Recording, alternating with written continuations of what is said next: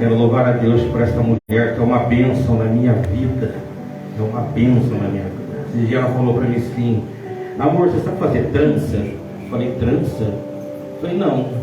Eu sei fazer injeção, eu sei fazer comida, eu sei fazer curativo, mas trança eu não sei. Ela falou: mas você tem que saber, você fazer no meu cabelo. Eu falei: tá bom, eu vou aprender a fazer trança então para mim fazer no seu cabelo. Louvado seja Deus. Quantos nessa noite já tem ouvido Deus falar aqui? Dá um brado de glória para Jesus aí. Agora, quantos querem continuar ouvindo Deus falando? Dá mais um brado de glória a Jesus aí. Aproveitando que você está de pé, você que trouxe o livro, abra comigo nessa noite no livro de Romanos, no seu capítulo de número 12. Grande Deus. Romanos é o 6º livro do Novo Testamento. E se a minha memória não está ruim, a página 234, contando de Mateus para frente. Trago nessa noite a saudação e a paz do Senhor Jesus, do meu pastor Carlos Lemes, pastor ali, presidente da nossa igreja Unidos em Cristo, ali na Vila Romana. Ele mandou um abraço e a saudação para os irmãos, amém? Amém. Livro de Romanos, capítulo 12, quem encontrou, diga: eu achei, pastor. Eu achei. Nós vamos ler o versículo de número 12 também. Eu vou ler aqui na minha Bíblia, você acompanha na sua, e depois nós vamos repetir todo mundo junto, numa só voz, para envergonhar Satanás e seus demônios. Aleluia. Diz assim a palavra de Deus, Romanos capítulo 12, versículo 12: alegrai-vos na esperança, sede pacientes na tribulação, perseverai na oração. Vamos repetir todo mundo junto? 1, 2, 3. Alegrai-vos na esperança, sede pacientes na tribulação, perseverai na oração. Aleluia. Olha para um crente que está aí do seu lado, fala para ele: Deus vai falar com você nessa noite. Fala para ele. E se você tem mãos, você pode aplaudir a Jesus. Amém? Pode tomar os seus lugares e intercede por mim nessa noite. Deus é Deus. Meus irmãos, é sempre uma honra falar de Jesus. É sempre uma honra falar de Jesus. Eu estava falando na nossa igreja essa semana que passou, quinta-feira, eu estive falando na nossa igreja. Domingo passado eu estava de plantão, e sempre que eu estou de plantão no domingo, eu vou fazer feira logo cedo. 5h30 da manhã eu já vou fazer feira, para me comprar os legumes do meu tempo, né? E eu fui, domingo passado, estava de plantão, então eu fui cedinho. E quando eu estava voltando, eu estava escutando aquele louvor no carro, né? Que eu sobrevivi. Aí eu estava pensando, falei: Satanás teve a chance de me tirar a minha vida. Satanás teve a chance de me matar, e ainda sem salvação.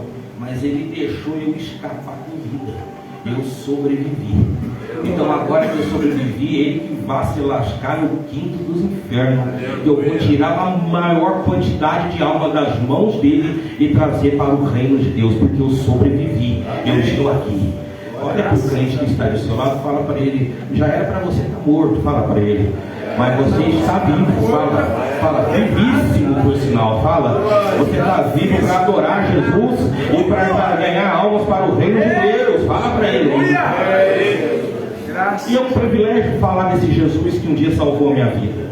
É um privilégio falar desse Jesus que me buscou lá num boteco mais imundo do mundo e me colocou para sentar no meio dos príncipes, me colocou para ser pastor, presidir uma igreja e adorar o nome dele, me dar uma família. Isso não tem preço. E quando me foi dado o convite, eu separei alguns minutos nessa madrugada para me estar pedindo para Deus uma palavra para estar trazendo para vocês aqui nessa noite. E Deus então falou no meu coração essa palavra no livro de Romanos, no capítulo 12, no versículo de 12 também. O livro de Romanos, meus irmãos, é um livro que todos sabem que está no Novo Testamento. Haja visto que o Novo Testamento ele é composto de 27 livros, sendo que quase a metade dele foi escrito pelo escritor do livro Romanos, que foi o apóstolo Paulo. O apóstolo Paulo escreveu 13 livros do Novo Testamento. Há alguns estudiosos da Bíblia que querem atribuir a ele o 14º livro, dizendo que a Epístola aos Hebreus também foi escrito por ele, mas nada confirmado. Alguns dizem que foi escrito por Apolo, já outros dizem que foi escrito por João. Não tem nada confirmado, mas 13 é garantido, 13 livros da Bíblia escritos pelo apóstolo Paulo.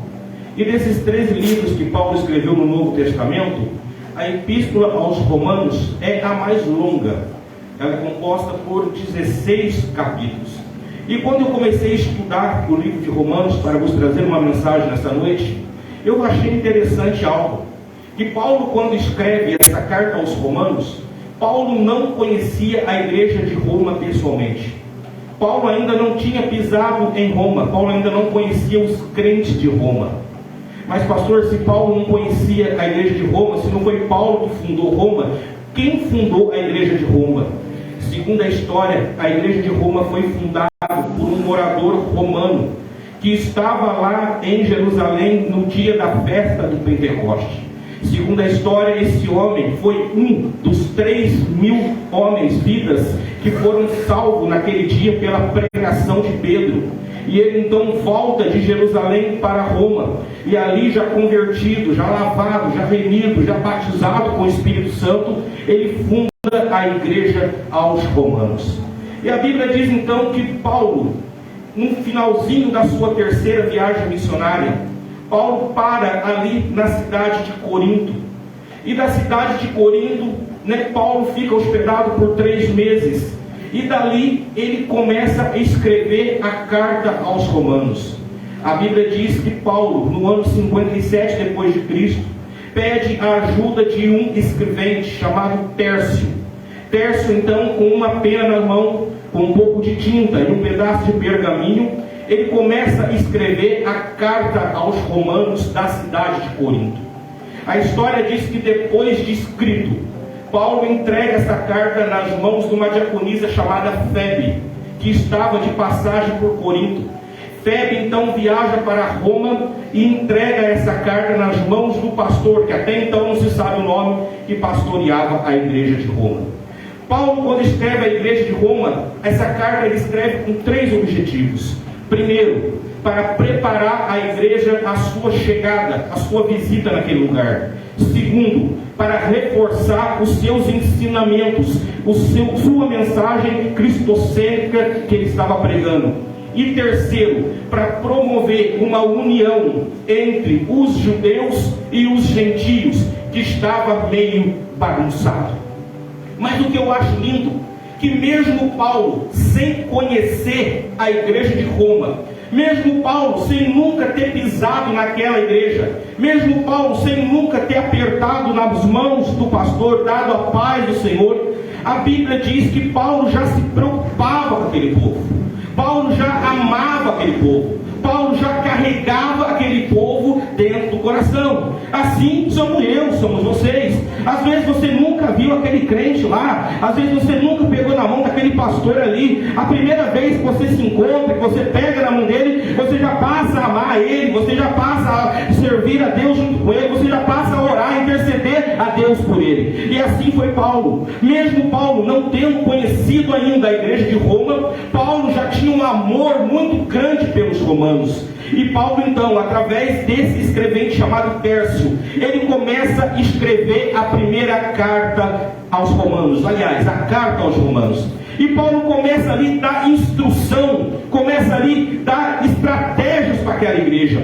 E logo no primeiro capítulo, no capítulo 1 e no versículo 16, Paulo já deixa bem claro para eles uma coisa. Paulo diz assim: olha, eu não me envergonho do Evangelho de Cristo, porque ele é poder de Deus para a salvação de todo aquele que nele vê. E Paulo continua escrevendo. Quando chega no capítulo 3 e no versículo 23, Paulo fala assim: olha, todos pecaram, mas destituídos estão da glória de Deus. Quem sabe os romanos ficaram preocupados, falaram: meu Deus, todos pecaram, então nós estamos destituídos. E agora o que vai ser? Quando chega no capítulo 5 e no versículo 8, Paulo fala: calma, calma, porque Deus prova o seu amor para conosco, em que Jesus Cristo morreu na cruz por nós, sendo nós ainda pecadores.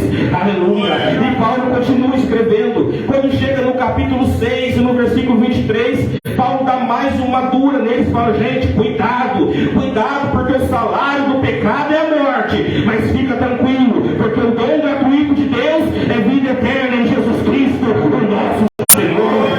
Aleluia. E Paulo continua escrevendo, evangelista João Paulo. Quando chega no capítulo 8, no versículo 31, Paulo fala assim: se Deus é por nós, quem será contra nós? Sabe o que eu aprendi quando eu li isso aqui? Que a partir do momento que eu entendo que Deus trabalha por mim, não importa quem trabalha contra eu. Quando eu entendo que Deus está na minha frente, não importa quem vai se levantar contra mim, porque se Deus é por nós, quem será contra nós? E Paulo continua orientando aquela igreja que estava em Roma. Quando chega no capítulo 8, pastor, no versículo de número 35, ele fala: quem nos separará do amor de Cristo? Será que a fome? Será que a tempestade? Será que a nudez? Será que o frio? Será que a espada? Será que é o presente? Será que é o porvir? Paulo, não, eu estou certo que nada, nem ninguém é capaz de separar a vida do crente do nosso Senhor e Salvador Jesus Cristo. E Paulo continua orientando aquela igreja. Quando chega no capítulo 10 e no versículo 17, o evangelista Osaías, ele dá a chave da fé. Ele fala: olha, gente, de sorte que a fé, ela não vem por você pular, de sorte a fé, ela não vem por você cantar, de sorte a fé não vem por você gritar, de sorte que a fé vem pelo ouvir, e ouvir a palavra de Deus. E Paulo continua orientando a igreja de Roma. Quando chega no capítulo 12 e no versículo 1, ele fala: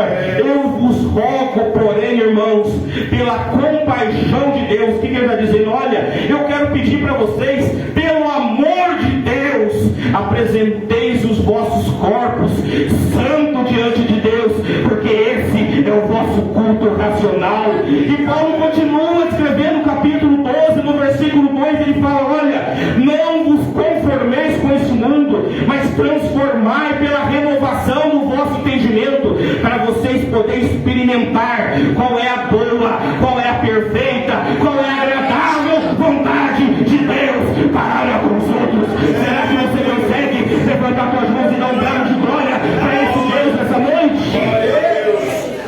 E quando chega no capítulo 12, que ele começa a escrever agora, e no versículo 12, ele falou: olha, mas tem uma coisa, eu quero dar um conselho importantíssimo para vocês. Aliás, eu quero dar 3 conselhos. 3 conselhos que, se vocês levar a sério, que se vocês levar a risca, se vocês fizerem exatamente o que eu vou falar, eu garanto para vocês que, se for preciso, Deus para o sol, Deus para a lua, mas a vitória é de vocês. Aleluia, Deus. Eu imagino o pastor daquela igreja lendo essa carta para os seus crentes. E Paulo começa dizendo assim: olha, o primeiro conselho que eu quero dar para vocês: alegrai-vos na esperança. Você consegue procurar um crente aí do seu lado e falar para ele assim, ó: independente de qualquer coisa, se alegre na esperança? Você consegue falar isso para ele? Olha o que está escrito em Oséias capítulo 2, versículo 15: ali devolverei as suas vinhas, e no vale de Acor abrirei uma porta de esperança. E eu, curioso, fui pesquisar o que é esse vale de Acor, e descobri que vale de Acor significa confusão, infelicidade, desgraça. Sabe o que é que Deus está dizendo? Que ainda que a sua vida nessa noite esteja uma confusão, ainda que você esteja infeliz, esteja uma desgraça, Deus está dizendo que tem uma porta da esperança que Ele abre nessa noite para a tua vida, para a tua casa, para a tua família nesse lugar. Deus vive. Alegra na esperança, crente. Aleluia. O homem mais sábio do mundo. Vamos ao teu nome. Aliás, um dos maiores profetas que o mundo já conheceu sabia disso. Jeremias escreveu no livro de Lamentações, no capítulo 3, no versículo 29: põe a sua boca no pó, talvez assim haja esperança para a tua vida.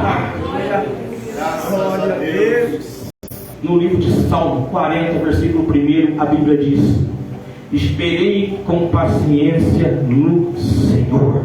No original do grego quer dizer: esperei com esperança no Senhor.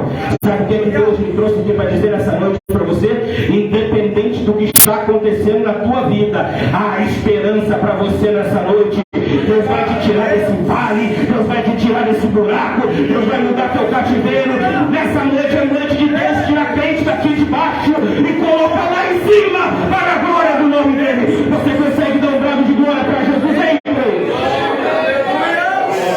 Mas pastor, você não sabe como é que está a minha vida. Para o Senhor falar que a esperança para mim é fácil, mas o Senhor não sabe o que eu estou enfrentando. Verdade, eu não sei. Mas eu sei o que está escrito no livro de Jó, capítulo 14, versículo 7, que diz: há esperança para a árvore, ainda que ela foi cortada, mas se ainda tem raiz, tem esperança. Se ainda tem raiz, tem vitória. Se ainda tem raiz, tem milagre. Glória ao nome. Deus, procura um crente do seu lado, fala para ele nessa noite, fala para ele nessa noite: Deus te trouxe aqui para dizer para você que as promessas estão de pé. Fala assim para ele. Fala para ele: tem esperança nessa noite nesta casa. Fala: tem esperança nessa noite nesta igreja. Fala: tem esperança nessa noite nesse ministério. Tem esperança nessa noite na tua vida.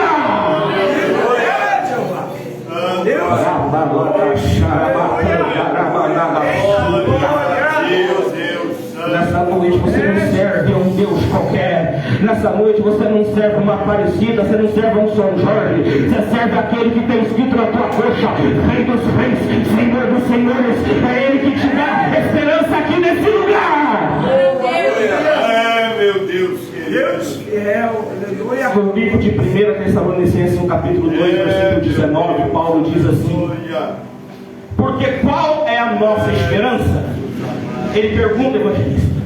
Depois ele mesmo responde: porventura a nossa esperança não está em Jesus Cristo, na sua vinda? Sabe o que é que ele está querendo dizer? Ainda que o negócio esteja feio aqui embaixo para você, fica tranquilo, mais cedo ou mais tarde o céu vai se rasgar e esse Jesus vai descer. Tem esperança para você, tem esperança para você. No lugar que ele vai te levar, só vai ter alegria, não vai ter choro, só vai ter lugar de prazer, de glória, adoração para o nome dele. Primeiro conselho de Paulo para a igreja de Romanos: alegrai-vos na esperança. Repete comigo assim: nessa noite. Não, você pode falar melhor. Fala: nessa noite. Se eu tiver que me alegrar, me alegrarei na esperança de Deus. Isso, fala para ele assim: pode estar chovendo canivete lá fora, mas Deus tem esperança na tua vida aqui nessa noite. Glória a Deus. Segundo conselho de Paulo para a igreja de Romanos, porque eu quero finalizar essa mensagem. O Paulo diz assim: olha, não basta vocês se alegrar na esperança, vocês precisam também ser pacientes na tribulação. Sabe o que quer dizer esse versículo no original do grego? Aconteça o que acontecer, custe o que custar, se mantenha calmo. Aconteça o que acontecer, custe o que custar, relaxa. Há um Deus no céu nesta noite que trabalha por você. Procura um crente do seu lado, fala para ele: relaxa, irmão. Fala para ele: relaxa, a vitória é sua. Olha o que diz em 1 Samuel capítulo 1, versículo de número 14 e 15. E disse Eli para Ana: até quando estará tu embriagada? Aparta de ti o vinho. E ela olha para ele e fala: não estou embriagada, eu estou atribulada, eu estou na tribulação, porém estou derramando a minha alma perante o Senhor. Sabe o que a Ana estava dizendo? Eu posso estar atribulada, mas eu não estou fazendo fofoca, eu não estou falando mal do pastor, eu não estou falando mal da igreja. Eu estou atribulada, mas estou derramando a minha alma nos pés de Deus, nos pés do Senhor, porque é dele que vem a minha vitória. Meu Deus! Salmo de número 46, versículo de número 10, o salmista Davi escreveu: aquietai-vos e sabei que eu sou Deus.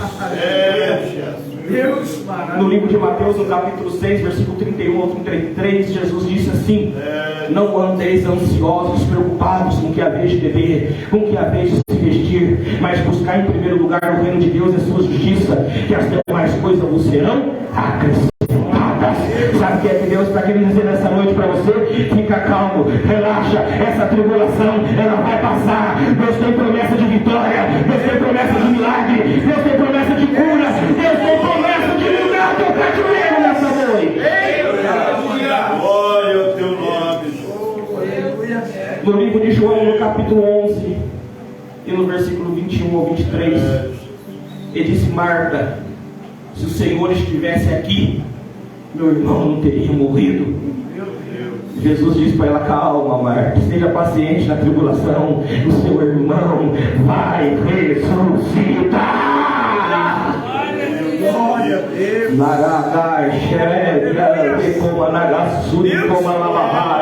Nessa noite Deus me trouxe aqui só para dizer para você: acalma o seu coração, fica tranquilo, relaxa, ainda que pareça que está morto, você serve a um Deus especialista em transformar o nada em tudo.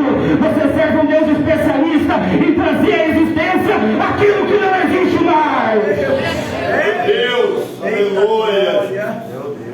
No livro de João, no capítulo de número 16, no versículo 33, Jesus disse assim: no mundo tereis aflições, vocês serão atribulados, mas fica tranquilo, eu, papai aqui, venci o mundo.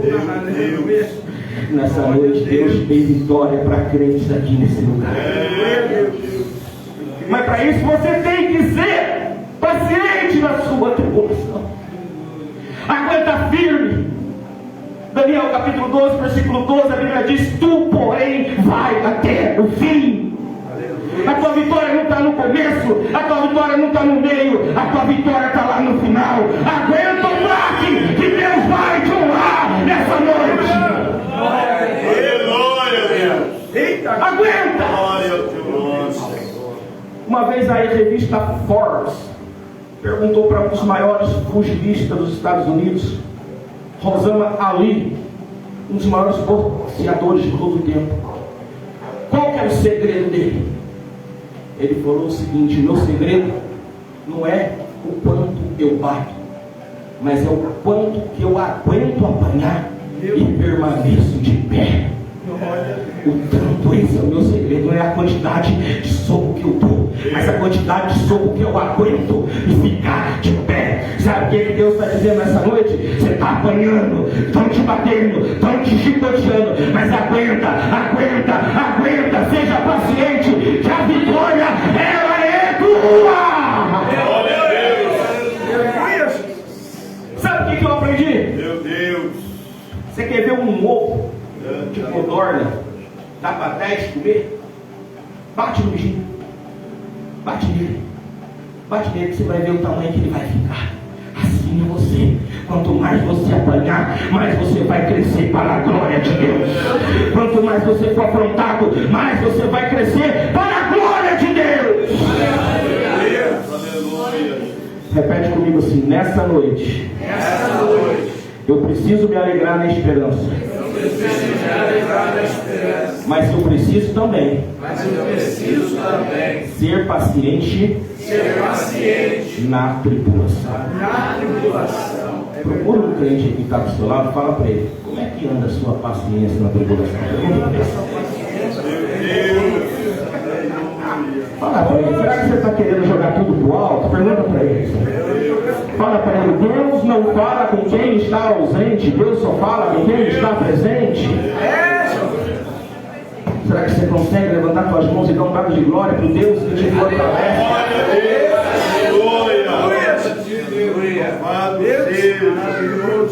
Agora, deixa eu te falar uma coisa. Eu ensino todo dia isso na minha igreja. Procuro viver isso. Não adiantaria nada. Não vai, escuta o que eu vou te falar, isso é sério. Não adianta nada você se alegrar na esperança você ser perseverante na tribulação se você não for perseverante na oração. E quando fala de oração, eu me preocupo muito. Eu me preocupo muito porque Deus está recolhendo os maiores intercessores do mundo. Deus recolheu o Dr. Paul Yanch. Deus recolheu o missionário Davi Miranda. Deus recolheu o pastor Cicino Bernardino. Deus recolheu Billy Graham. Deus recolheu hoje a missionária Ângela da Assembleia de Deus no Madureira, lá da Vila Oel. Deus está recolhendo um dos maiores intercessores desse mundo. E está ficando uma geração que não ora comigo. Está ficando uma geração que não sabe o que é orar. Está ficando uma geração que gosta só de oba-oba, que gosta só de pulo, gosta só de grito, mas não sabe o que é orar. Deixa eu te falar uma coisa para você. Há um Deus no céu que ainda honra um joelho que se dobra. Aleluia. Pastor, mas eu tenho que orar muito? Não, um pouquinho só. Paulo falou no livro de 1 Tessalonicenses, capítulo 5, versículo 17. Orar sem cessar só. Meu Deus. Uma vez perguntaram para Moody, o maior ganhador de almas paulinas: Moody, quanto tempo você ora por dia? Moody disse assim: tem dias que eu não oro 10 minutos, mas eu nunca fiquei mais do que 10 minutos sem orar. Você está entendendo?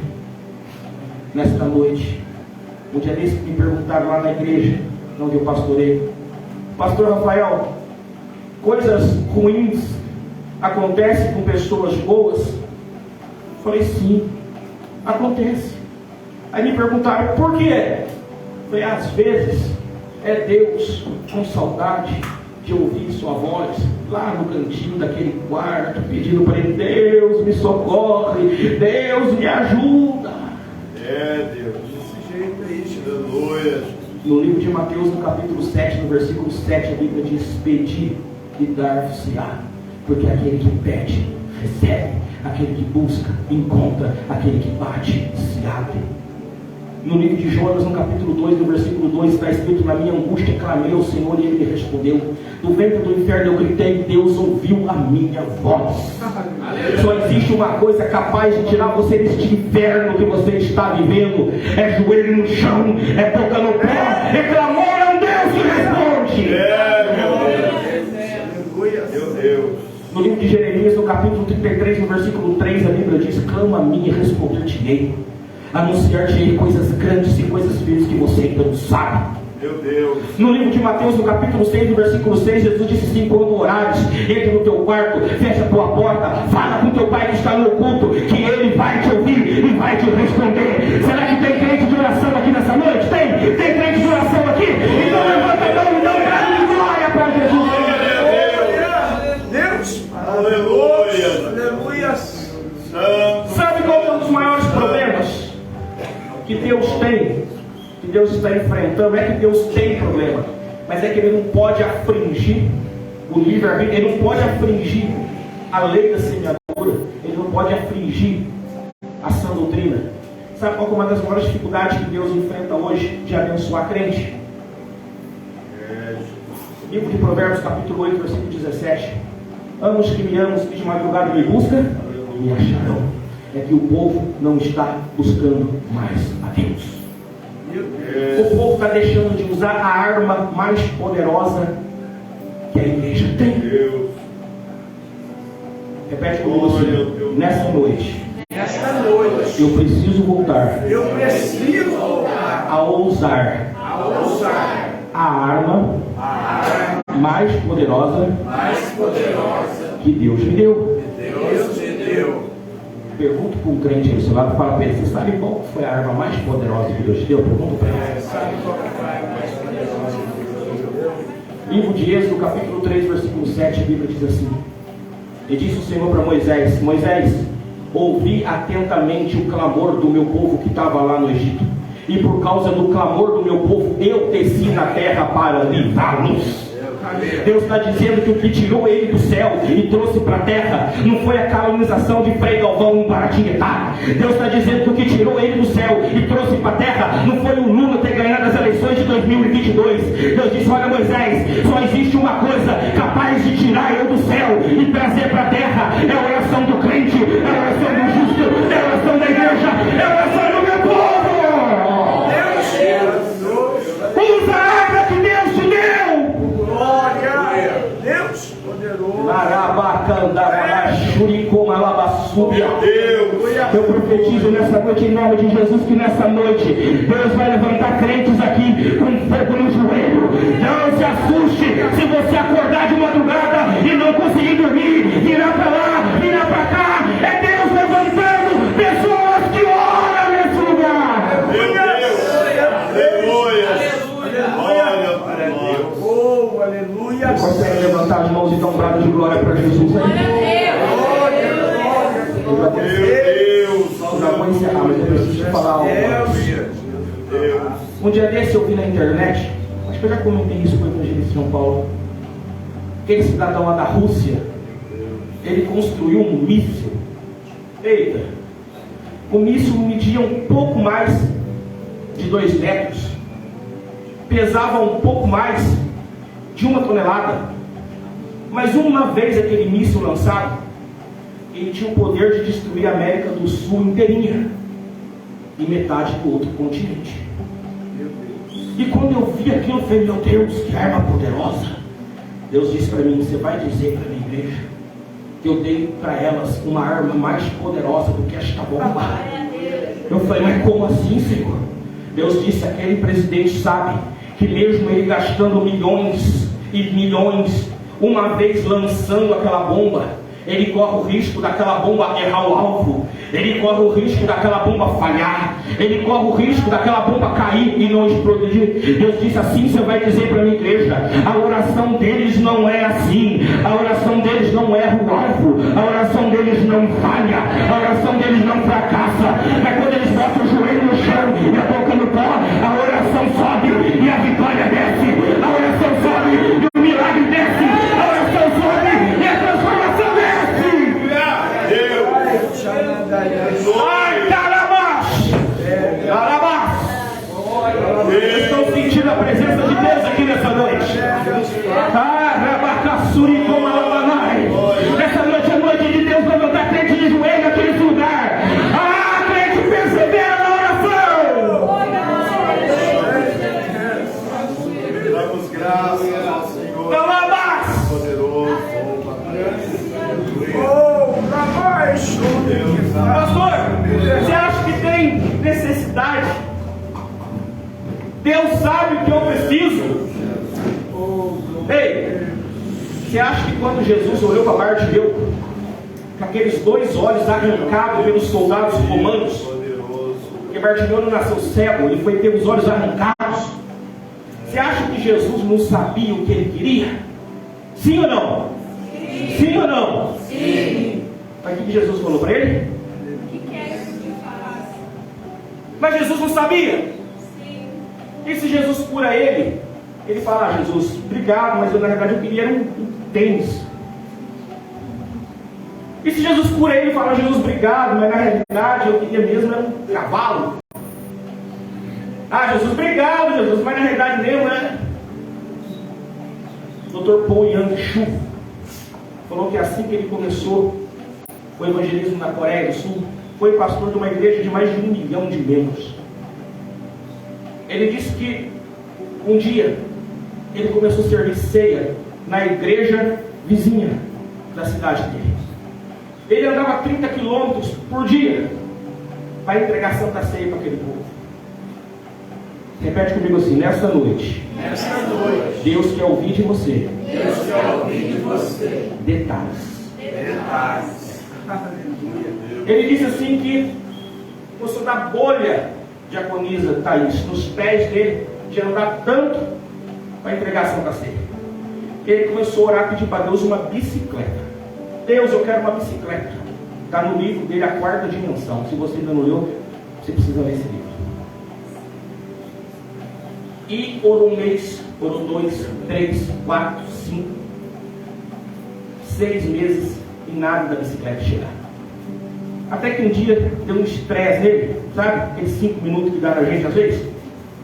Ele dobrou o joelho de madrugada e falou assim: eu nunca mais prego sobre fé. Nunca mais. Eu prego, Jesus, sobre qualquer coisa. Fé, nunca mais eu prego. Porque faz 6 meses que eu estou pedindo uma bicicleta. E o Senhor não me deu. Ele entregou a oração, foi dormir. Diz que naquela noite o Espírito Santo visitou ele. E Jesus olhou para ele e falou para ele: sabe por que eu não te dei a bicicleta ainda? Por quê? Por quê, Senhor? Porque você não me falou qual que é a cor da bicicleta que você quer. Você não me falou qual que é a marca da bicicleta que você quer. E se eu te dou uma bicicleta vermelha, você queria uma preta? E se eu te dou uma bicicleta preta, você queria uma amarela? E se eu te dou uma Monarch, você queria uma outra? Qual marca? Me conta detalhe do que você quer, por YouTube. Ele falou: Senhor, já que é assim, eu estou na Coreia, eu quero uma bicicleta americana. Porque a bicicleta americana é as mais fortes, vai aguentar o tranco para me andar para a pregação da ceia. Deus, assim seja feito. Uma semana depois, Deus tirou um missionário de Boston, nos Estados Unidos, mandou lá para a Coreia do Sul só para entregar uma bicicleta americana para ele. Deus sabe exatamente o que você quer. Deus sabe exatamente o que você precisa. Deus sabe exatamente o que você veio buscar. Mas nessa noite Ele quer ouvir de você. Conta para Ele onde que dói nessa noite. Fala para Ele o que você está querendo. Meu Deus. Darai, xeregai, retai, suei, mandarabá. Nessa noite Deus me trouxe aqui para dizer que ainda há poder na oração. Por mais que muitos acreditam que não, por mais que muitas igrejas não oram mais, mas ainda há poder na oração.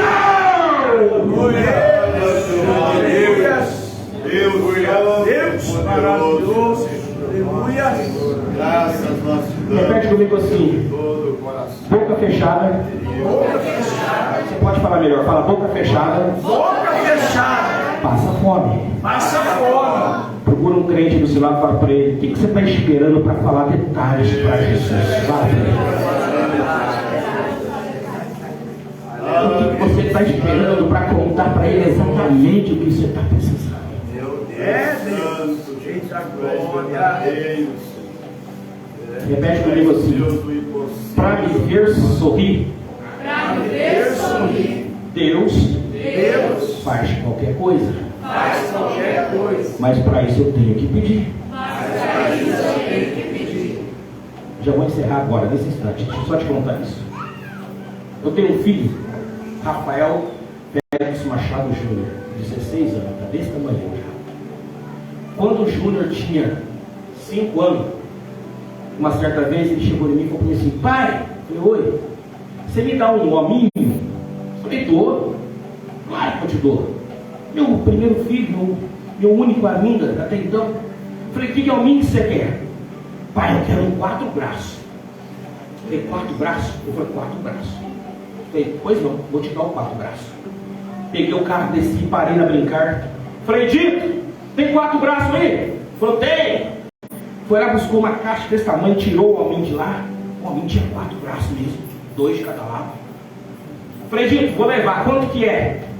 Rafael, com desconto sai por 290. Eu falei: quê? 290 um hominho, Dito? Você sabe, Rafael, é bem 10, tá na moda, é caro. Eu falei: guarda esse 4 braços lá, Dito. Capaz, vou pagar R$200 num hominho, num brinquedo. E saí da brincar, pastor.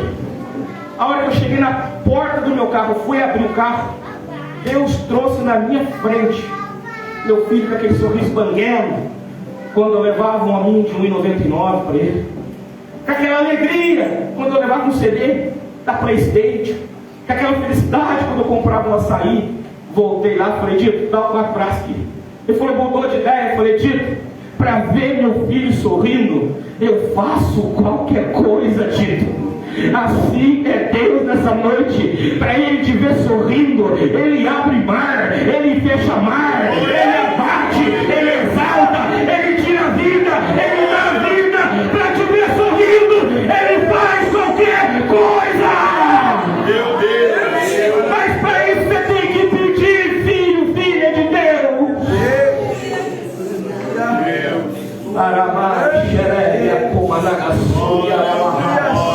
Com a autorização do pastor, fica de pé comigo em nome do Senhor Jesus.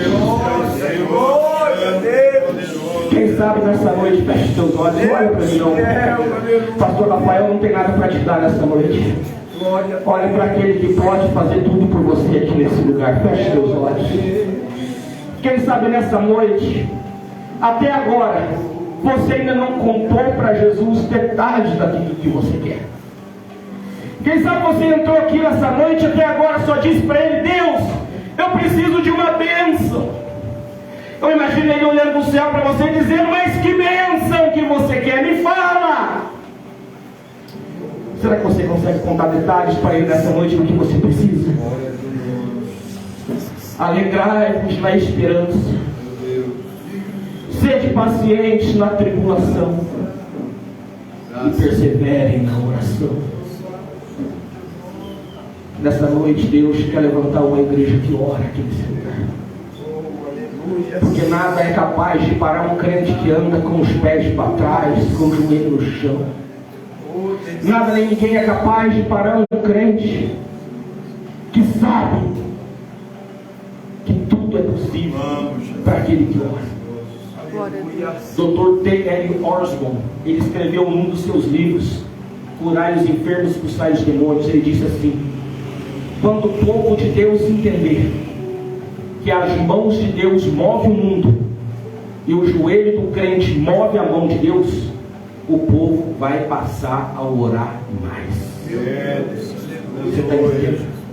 A hora que você entender que só existe uma coisa capaz. Ei, Dr. Mark Murdock escreveu no livro A Lei da Semeadura, best-seller dos Estados Unidos, que Deus não move uma palha pelo seu sofrimento, mas Ele move o mundo pela sua oração. Então nessa noite, está na noite de você tomar posse. Missionário R.R. Soares escreveu no livro Como Tomar Posse da Bênção: nada para o joelho que se dobra. Nessa noite é noite de Deus escutar o que você precisa aqui nesse lugar. Será que você consegue fechar os seus olhos e contar para Ele por um minuto? Eu já estou voltando o microfone, já vou encerrar. Será que você consegue nessa noite?